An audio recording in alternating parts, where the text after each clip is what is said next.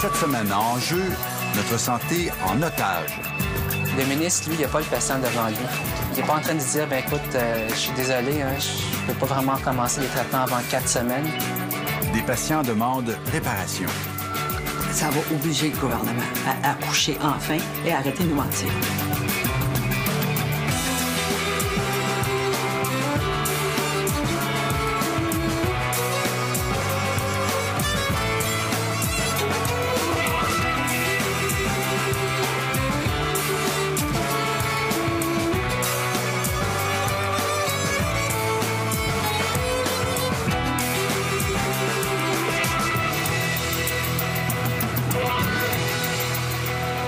Bonsoir, ici Alain Gravel.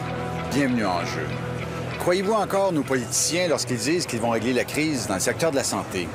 Leur faites-vous confiance? Les croyez-vous lorsqu'ils promettent qu'ils vont réduire les listes d'attente dans les hôpitaux?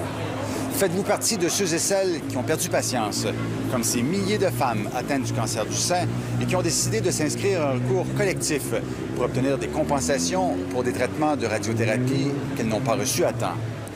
Dans leur reportage, mes collègues Hélène Courchaine et Nicole Messier se demandent cette semaine si on peut davantage changer les choses dans notre système de santé en s'adressant aux tribunaux qu'en se fiant aux interminables conférences fédérales provinciales.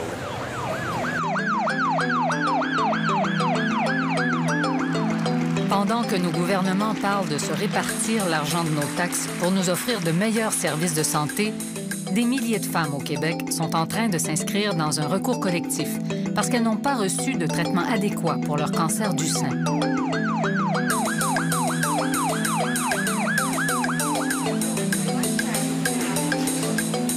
Chaque jour, j'attends le téléphone, j'essaie d'appeler à l'hôpital Notre-Dame. J'ai toujours la même réponse, non. Je rappelle le radio-oncologue, puis je me dis, ça n'a pas de sens. C'est pas le rhume qu'on m'a diagnostiqué, c'est un cancer.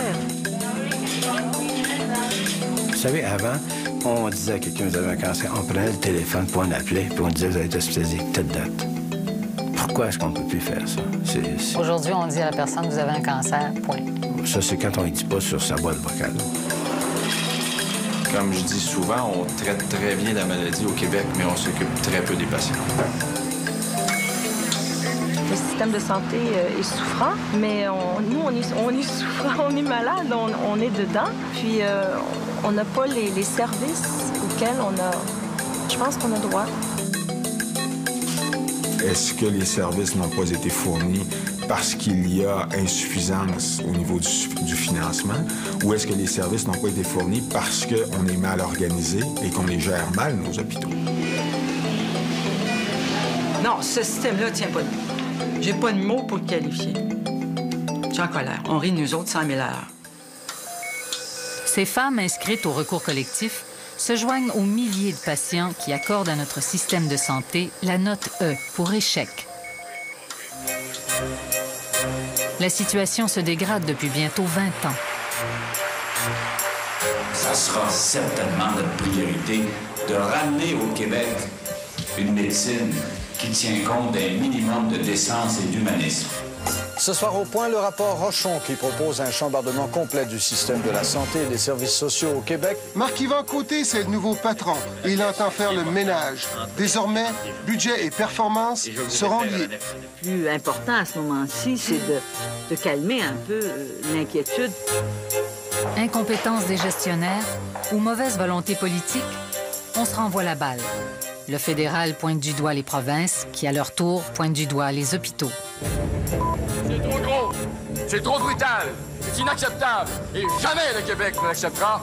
On veut que les journalistes sachent très bien où est allé l'argent qu'on a donné aux provinces si on veut la mettre dans la santé. Cet argent, il appartient aux Québécoises et aux Québécois. Il n'appartient pas à Jean Chrétien. Les gouvernements changent, mais les décideurs nous servent les mêmes promesses en espérant se faire du capital politique. Il y aura un gouvernement libéral qui va faire de la santé sa première priorité. La santé nationale, c'est le chef-d'œuvre du Parti libéral. Nous allons le protéger. Mais l'étau semble se resserrer sur les politiciens. À chaque élection, ils sont sommés de rendre des comptes à un électorat vieillissant qui craint de devoir composer avec les carences du système de santé. Faut avaler comme il faut. Avaler, avaler, avaler. Aujourd'hui, être malade, c'est d'abord attendre. Au pays, le temps moyen d'attente entre la référence de l'omnipraticien et le traitement à l'hôpital a grimpé à 17,7 semaines. Selon l'Institut Fraser, un organisme de recherche en économie, le Canada obtient une note médiocre quand on le compare à d'autres pays de l'OCDE. Pas assez de médecins, piètre qualité de l'équipement médical et pauvre perspective générale de santé. Pendant que nos politiciens recherchent un remède magique, les professionnels sur le terrain parlent de faillite du système. On ne peut pas demander plus aux gens qui sont dans le système actuellement. Je pense essentiellement au bloc opératoire, aux infirmières, aux inhalothérapeutes, aux anesthésistes, même aux chirurgiens qui sont là. Il se détériore partout. Il se détériore dans la prise des rendez-vous. Il se détériore dans la qualité des soins. Pierre Audet-Lapointe a fait carrière à l'hôpital Notre-Dame comme chirurgien oncologue. Il a vu, au fil des ans, le système se dégrader. On est en train d'assister à un tarissement des ressources. Avant, on ne manquait pas d'anesthésistes, on ne manquait pas de chirurgiens, on ne manquait pas de radiothérapeutes. Maintenant, on se met à manquer de ces gens-là. On se met à manquer d'infirmières spécialisées en oncologie. Ce cri au secours du milieu hospitalier est encore plus percutant quand on parle des soins entourant le cancer. C'est que le Québec tire de la queue en termes de lutte contre le cancer. Actuellement, 1 personne sur 3 est touchée par cette maladie au Québec. Dans 6 ans, on prévoit qu'1 Québécois sur 2 aura un diagnostic de cancer. De toutes les provinces importantes du Canada, c'est au Québec que l'on meurt le plus du cancer. En oncologie en général, là, il manque vraiment de tout. Il manque d'équipement, il manque de personnel. Il faut comprendre aussi que le personnel, il faut le former. Donc, il faut avoir les écoles nécessaires, les espaces, les lieux pour former ces gens-là aussi. Je ne connais pas un domaine en oncologie où est-ce qu'on est en surplus. Le docteur Félix Nguyen Tan confirme que le Canada accuse un retard d'une dizaine d'années en radio-oncologie. Comme pour la plupart des spécialistes formés aux États-Unis avec des techniques de pointe, il a trouvé le retour au Québec un peu décourageant. J'ai eu un choc total. C'est pour ça que ma vision des choses a changé. Je me suis rendu compte que pour moi, c'était important de viser l'excellence, d'essayer d'avoir le meilleur traitement possible. Mais par contre, qu'on était confronté à des réalités très, très différentes ici. Manque d'équipement, manque de personnel spécialisé, une hausse annuelle de 3 % du taux de cancer, les Québécois n'ont pas fini de languir sur des listes d'attente. Ça va bien? Le docteur Nguyen le constate tous les jours. Il est spécialiste des cancers en otorhinolaryngologie, qui sont parmi les plus menaçants. Le ministre, lui, il n'a pas le patient devant lui. Il n'est pas en train de dire, bien écoute, je suis désolé, hein, je ne peux pas vraiment commencer les traitements avant 4 semaines. Puis la prochaine question qu'il va me poser, le patient, c'est est-ce que ça va peut-être compromettre ma chance de guérir? Puis moi, il faut que je sois honnête avec lui. J'ai dit, il y a des chances qu'effectivement, durant l'attente, que la tumeur progresse. Puis il y a des chances, effectivement, que il soit trop tard. Mais c'est pas lui qui a à dire ça, c'est moi. On est pris à annoncer une mauvaise nouvelle. Et je dirais que la plus mauvaise des nouvelles qu'on a annoncées quand on est en entrevue, c'est le délai opératoire. Tu as combien d'analyses? Nous avons rencontré le chirurgien oncologue Pierre Dubé à son laboratoire de recherche à l'hôpital Maisonneuve-Rosemont. Il déplore qu'on en soit rendu à constituer des listes d'attente, même en chirurgie du cancer. En voulant d'abord et avant tout gérer leur budget, les hôpitaux grugent subtilement dans leurs services. Je vous donne un exemple.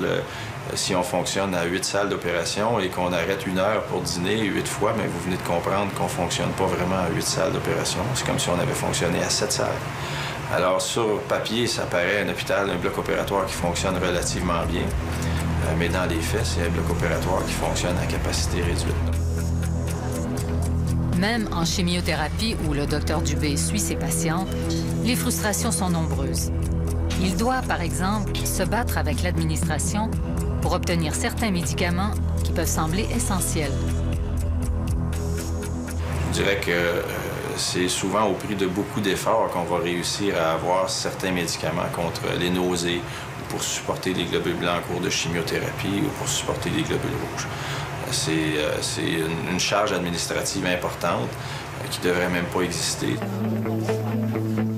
Liste d'attente, manque d'informations, absence de soutien psychologique, les patients, les professionnels de la santé et de plus en plus d'électeurs sont en colère. La pensée magique semble avoir fait son temps.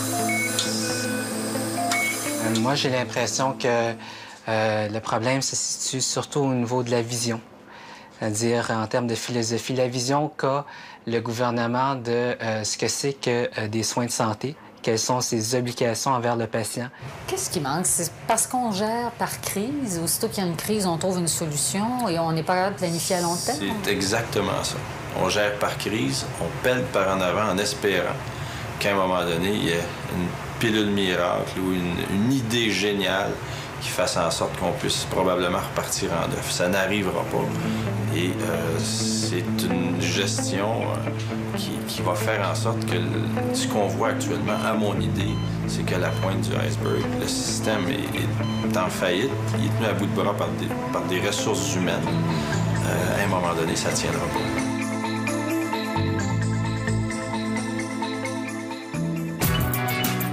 Après la pause, un système de santé déshumanisé. La dernière fois que j'étais opérée, là, je me sentais comme au lave-auto.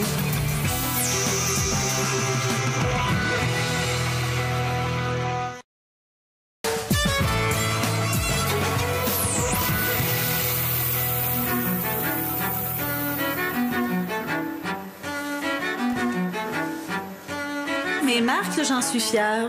Je me suis dit, la première fois que je les ai eues, bon, je pars en guerre contre le cancer. C'est aujourd'hui son dernier traitement de radiothérapie. Et Louise Raymond est optimiste parce qu'elle espère que son cancer du sein va bientôt être de l'histoire ancienne. Mais comme elle a été traitée avec plusieurs semaines de retard, elle se demande si les cellules cancéreuses ont eu le temps de se propager. Je peux te dire combien de temps je vais attendre, là, tu sais, je vais-tu attendre les 20 semaines? Tu sais, ils t'ont peut-être tout enlevé, mais tu te demandes s'il n'y a pas des cellules cancéreuses ailleurs. Attendre quand on a un cancer signifie angoisser. Et c'est cette angoisse qui a poussé Joanne, Marie, Odette et bien d'autres à avoir recours à la justice pour se faire entendre. Je chantais quelque chose quand même quand je m'examinais. Assez profond, une bosse assez dure, puis tout ça. Puis j'en parlais à mon médecin quand j'allais le voir. J'ai un médecin de famille que je vois à tous les ans. Puis il me disait « Oh, t'es trop jeune ». En 1994, Joanne a 34 ans et elle vient d'accoucher. Je faisais un examen clinique, mais sans plus, pas de mammographie, rien. T'es trop jeune, inquiète-toi pas avec le cancer. À chaque année, lors de son examen de routine, la bosse est toujours là. Mais le médecin la rassure. Au bout de 5 ans, Joanne insiste pour passer une mammographie. Le téléphone sonne et c'est le docteur qui m'appelle puis me dit « T'as passé ta mammographie, j'ai le rapport, il y a quelque chose qui n'est pas correct. » Et là, les jambes, je me tiens après le comptoir, puis j'ai dit « Ben là, ça fait 5 ans que vous me dites qu'il n'y a rien, là, depuis 94. » Ben il dit « Là, je ne t'en dis pas plus, demain, appelle à ce numéro-là qu'il me donne, puis... je fais ni une ni deux, puis j'appelle tout de suite au numéro pour me répondre centre d'oncologie.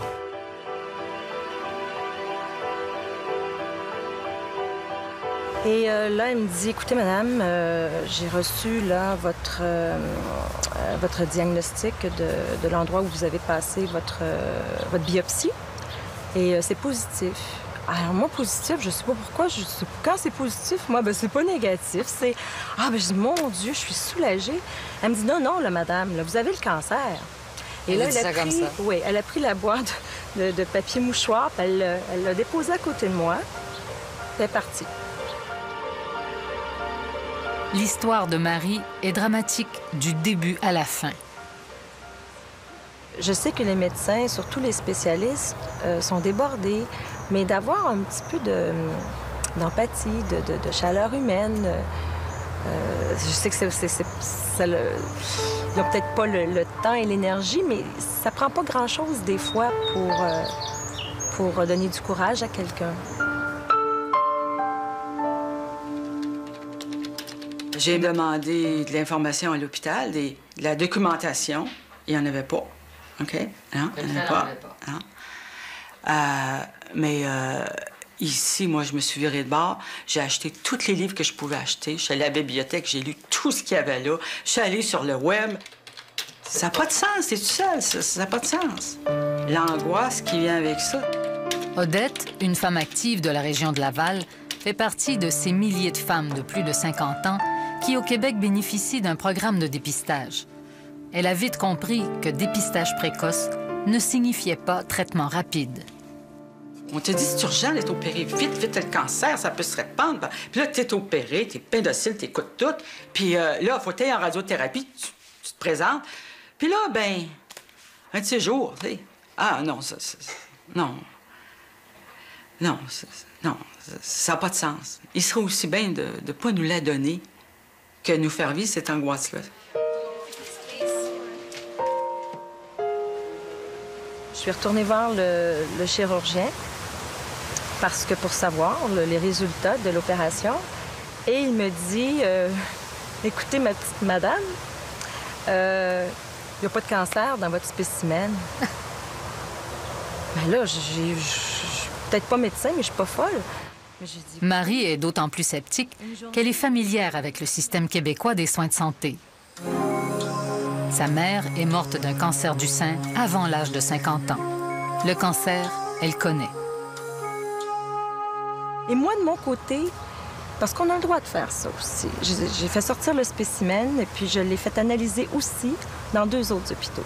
Les 3 analyses du spécimen me sont revenues positives. Donc là, on vous a confirmé qu'effectivement... Là, on m'a confirmé qu'effectivement, il y avait... Ouais.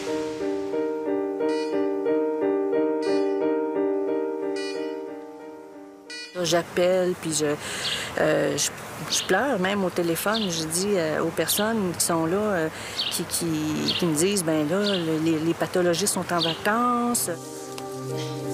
Joanne n'a pas fini de conjuguer le verbe attendre. D'abord, pour obtenir les résultats des 5 biopsies qu'on a pratiquées d'urgence. Là, on me dit, oui, il faut que vous soyez opéré le plus rapidement possible, mais on ne peut pas présentement. C'est la grève des infirmières, on n'a pas de salle d'op.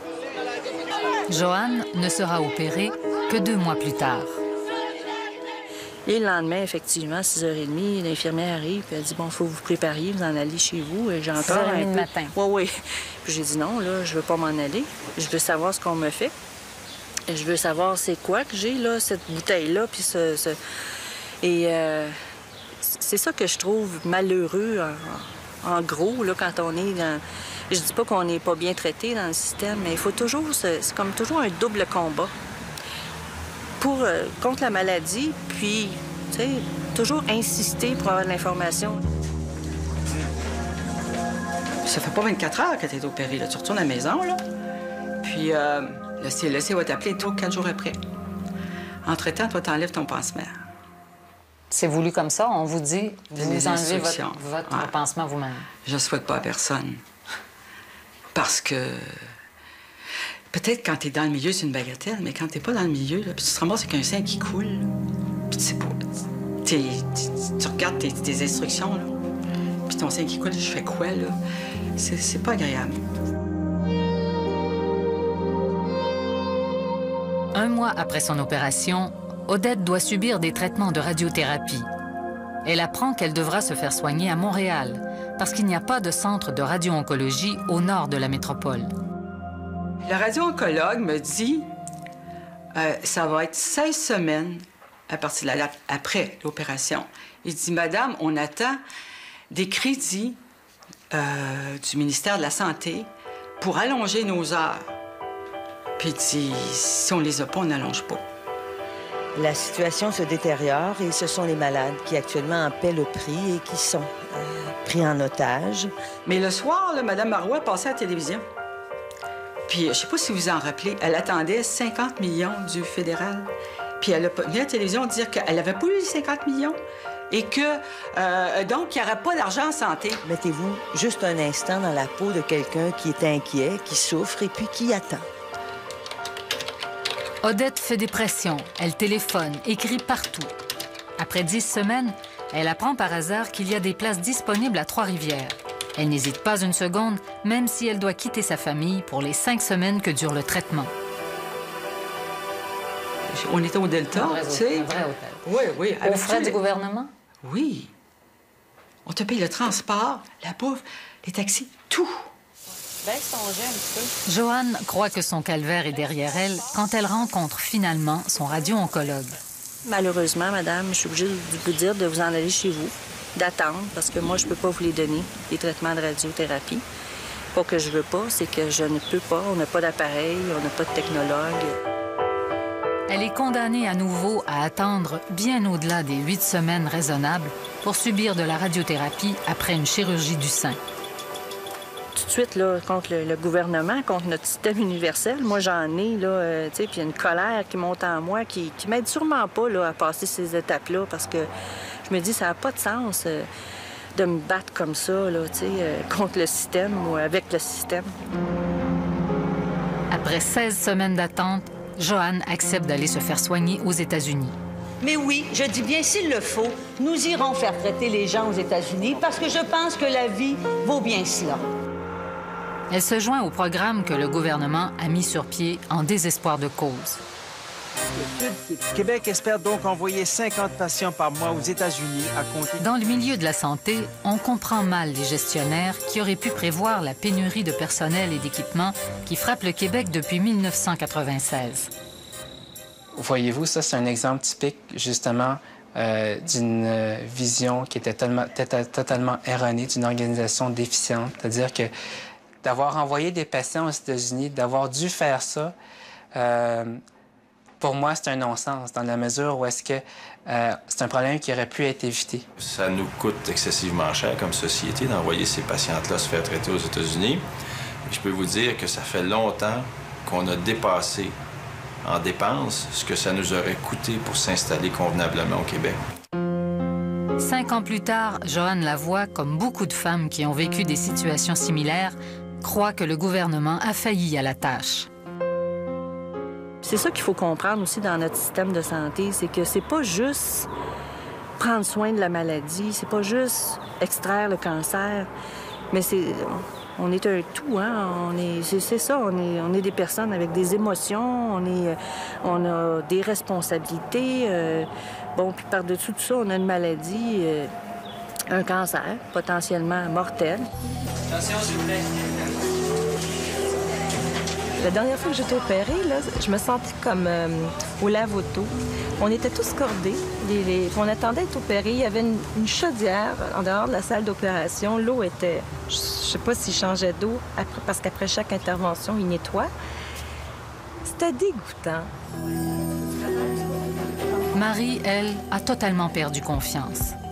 Après des erreurs de diagnostic, elle connaîtra des appareils de radiographie vétustes et mal entretenus, des mammographies douteuses. Et puis, quelques années plus tard, la redoutable récidive dans le même sein. Là, ils m'ont dit, on ne sait pas quoi faire, là. Il faut aller encore enlever. Alors là, mon mari, je me rappelle que il leur a dit, au médecin, il dit, écoutez, là, est-ce que ça veut dire que vous allez lui enlever le sein par morceaux? Est-ce que ça va être comme ça indéfiniment? Personne n'a répondu. Moi, j'ai dit, qu'est-ce que vous pensez de ça, une ablation totale du sein? Marie veut en finir. Et après mûre réflexion, elle prend l'ultime décision. Se faire enlever les 2 seins.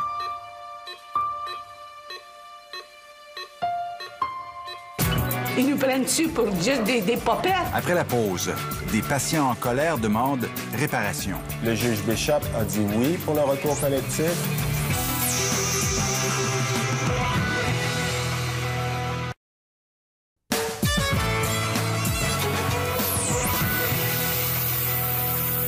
des personnes qui vont subir un diagnostic du cancer, qu'il ne faut pas les faire attendre 8, 10, 12, 15, 20 semaines. Pourquoi il te font entendre que tu es obligé de te débattre pour aller à Québec? Pour pouvoir aller aux États-Unis, parce qu'à Montréal, ils me mettaient plus tard. Les médecins, ils n'ont pas de prise de conscience là-dedans. Ils nous prennent-tu pour des quoi? Juste des popettes? Ces jours d'information en vue du recours collectif en cancer du sein. On sent la colère des familles. Moi, j'ai attendu 16 semaines pour mes traitements de radiothérapie. En cancer du sein seulement, elle serait près de 10 000 femmes qui, depuis 1997, ont dû attendre au-delà de 8 semaines pour obtenir leur traitement de radiothérapie, un délai jugé dangereux. Alors, une Québécoise vient d'obtenir l'autorisation d'intenter un recours collectif. En avril 2004, Mme Anaïde Sillinger a obtenu, au nom de ces femmes, le droit d'intenter un recours collectif contre les 12 hôpitaux québécois qui donnent des traitements de radiothérapie. Le juge Bishop a dit oui pour le recours collectif contre les hôpitaux, non contre le gouvernement. Décision avec laquelle nous ne sommes pas d'accord. Avec l'appui de cette armée de victimes, l'avocat Michel Savonito est retourné il y a quelques semaines plaider en cour d'appel afin d'inclure le gouvernement dans la poursuite. Selon lui, l'État est aussi imputable que les hôpitaux. Ils sont tout aussi responsables l'un que l'autre du marasme que nous avons en date d'aujourd'hui. Le gouvernement, par les mesures budgétaires qu'il impose aux hôpitaux, les mesures qu'il impose aux radio-oncologues au niveau des universités, les coupures au niveau des techniciens, les choix au niveau des achats d'équipements, l'approbation des budgets des hôpitaux. Et on risque de devoir se... Joanne Lavoie, suite à son expérience éprouvante, a décidé de travailler à l'organisation du recours collectif en prenant la présidence du Réseau québécois pour la santé du sein. Comme société, on a fait un choix. Puis c'est un choix de système universel avec des argents à distribuer.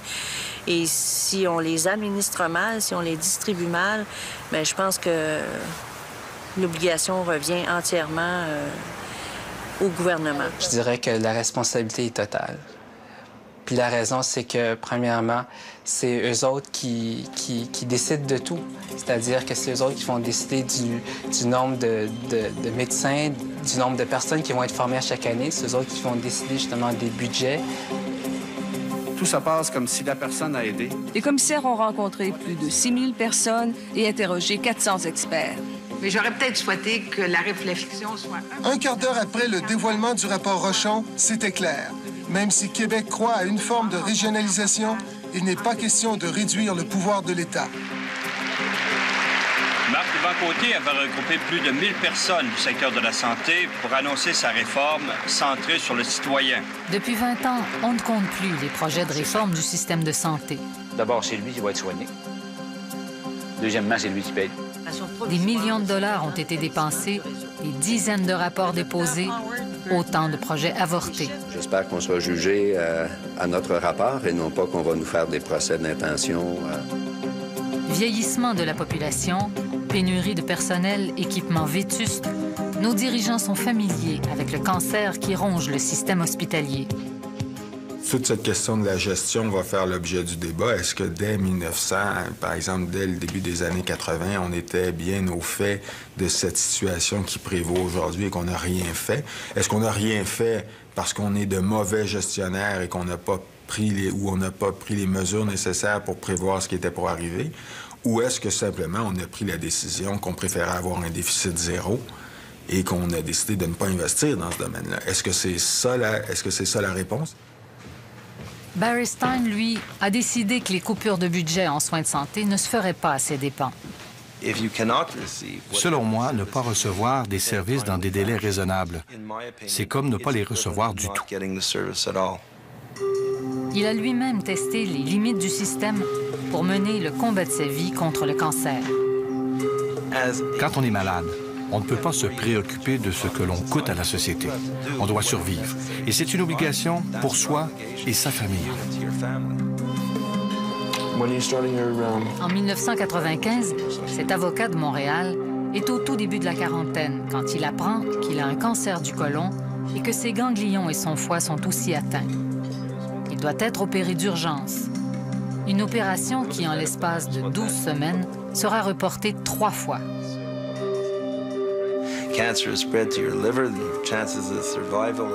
Quand ton cancer s'est propagé au foie, tes chances de survie sont minces.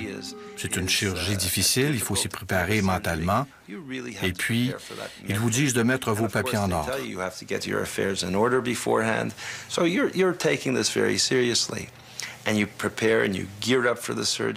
Et là, enfin, j'ai un lit. Ils me disent, c'est annulé, retournez chez vous.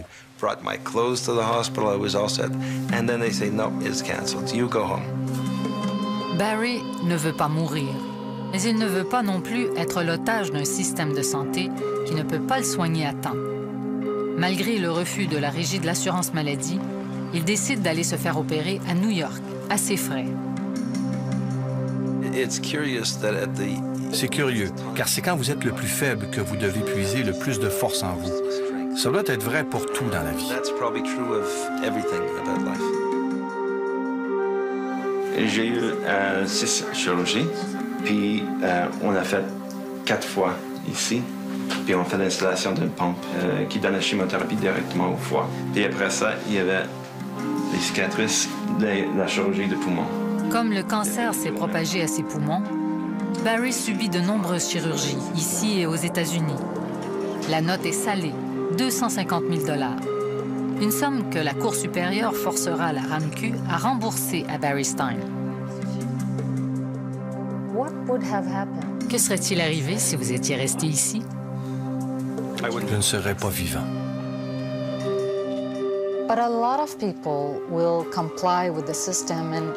Les gens se soumettent, ils ne crient pas, ils ne poursuivent pas. Tu dois apprendre à te défendre pour survivre. Quand arrivera le temps de déterminer quels sont les troubles et inconvénients subis par la personne visée par le recours collectif, l'ère de la docilité est peut-être révolue. Recours collectif, poursuites de plus en plus nombreuses, les patients, eux, ont posé leur diagnostic. Les dommages pour les gouvernements risquent de ne pas être que monétaires. Le recours collectif n'est pas là pour faire de la politique, n'est pas là non plus pour faire en sorte de changer le système.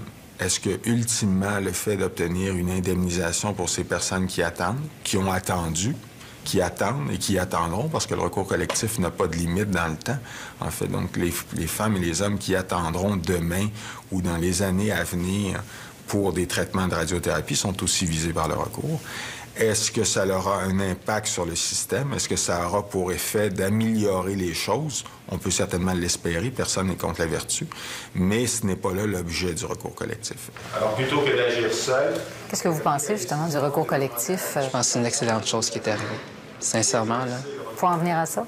C'était quelque chose que je pense qui devait se faire. Je pense qu'il faut qu'il y ait une réflexion. Je pense que ça a amené, premièrement, une réflexion, probablement, j'espère, de la part du gouvernement, des gens qui sont en santé, de la population, parce que, dans le fond, c'est la population qui est les gouvernements qui établit les priorités.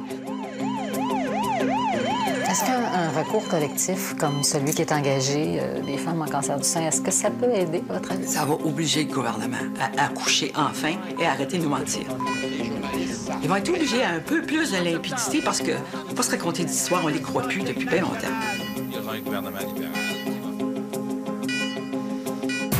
Gênez-vous pas de nous faire répéter ces choses que vous ne comprenez pas. Après la pause, comment retourner à un système plus humain? Le patient est au cœur de nos soins.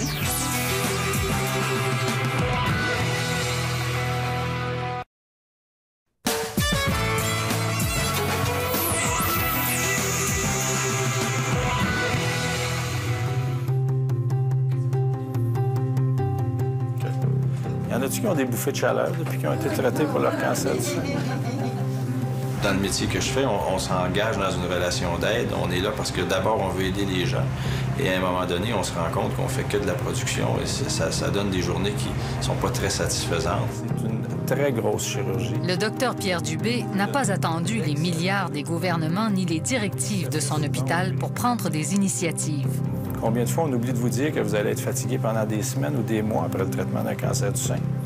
C'est un groupe que j'ai imaginé avec une collègue psychologue à un moment donné de ma pratique où j'étais littéralement enfoui sous un volume immense de patients. Alors, il y a des patients qui étaient vus rapidement. On s'occupait très bien de leur maladie, très peu d'eux. Ces douleurs-là vont être tellement importantes. Conscient que les femmes qui ont le cancer du sein n'ont souvent aucun soutien ni personne pour répondre à leurs questions, il a mis sur pied des sessions d'information qu'il donne sur son temps personnel. On vous induit une ménopause en 4e vitesse, puis on s'attend à ce que vous soyez en pleine forme. Ça fait partie des moyens que j'ai choisis pour essayer d'être un peu plus près de mes patients.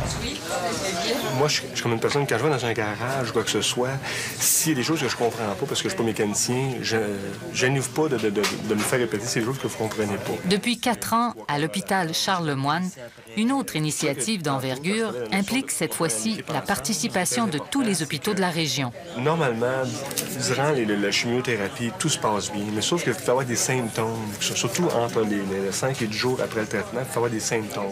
Le Centre intégré de lutte contre le cancer de la Montérégie est un concept unique au Québec. Une des seules provinces à ne pas avoir d'agence nationale de cancer.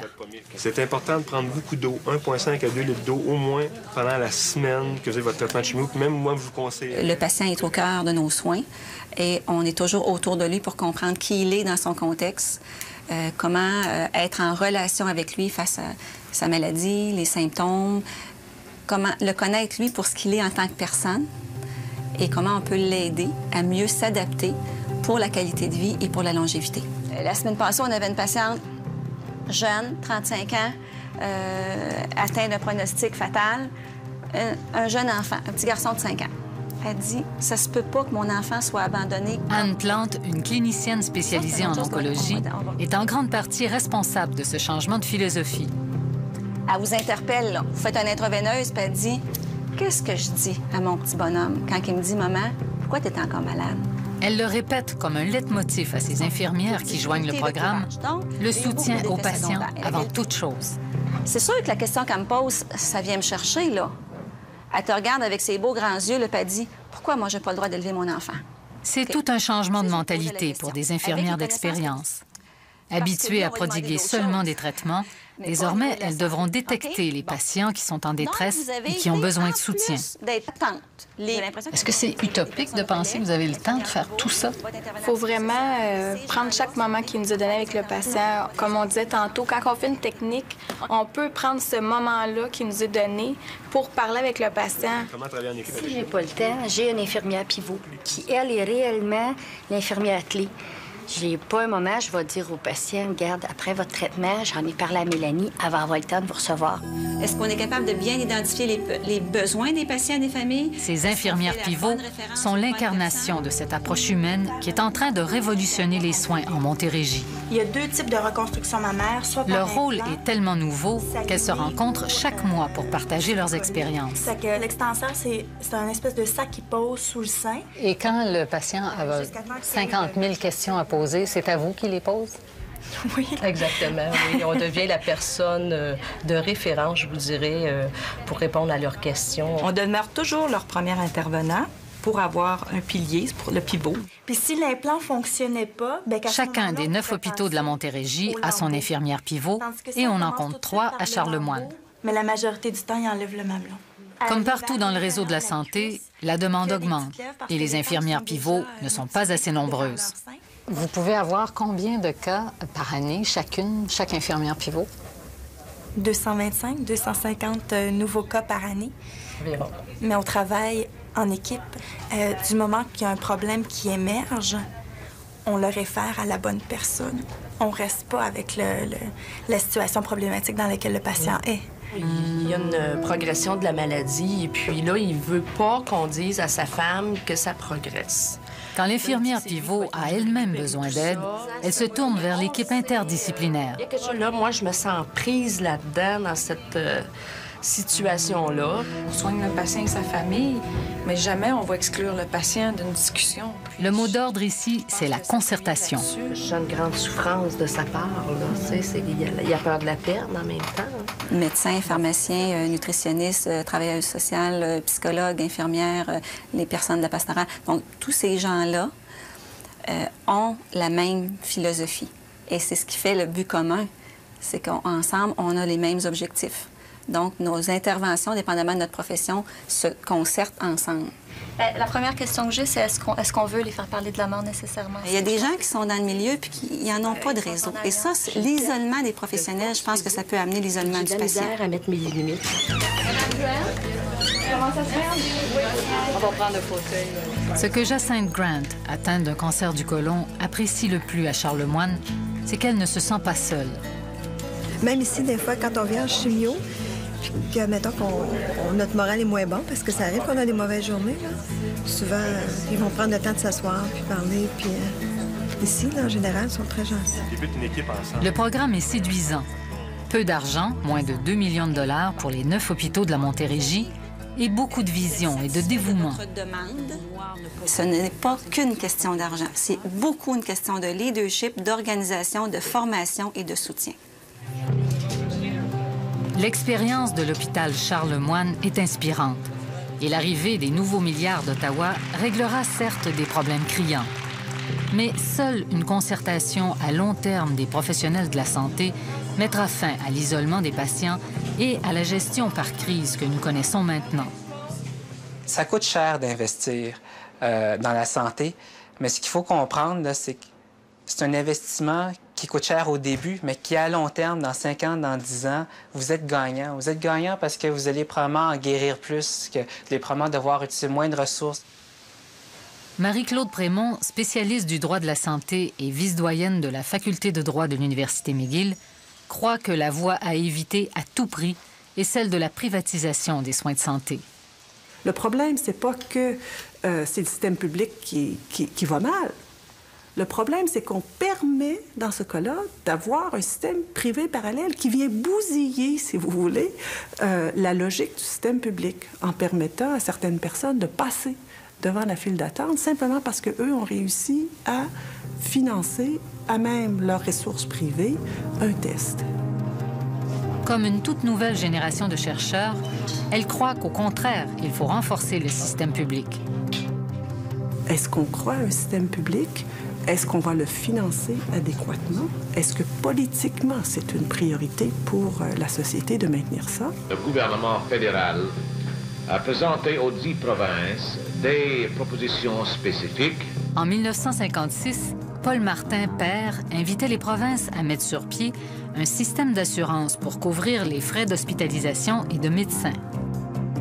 Le coût des médecins et le coût des hôpitaux, comme je disais, à l'époque de la conception du système, représentait la très grosse partie des soins de santé.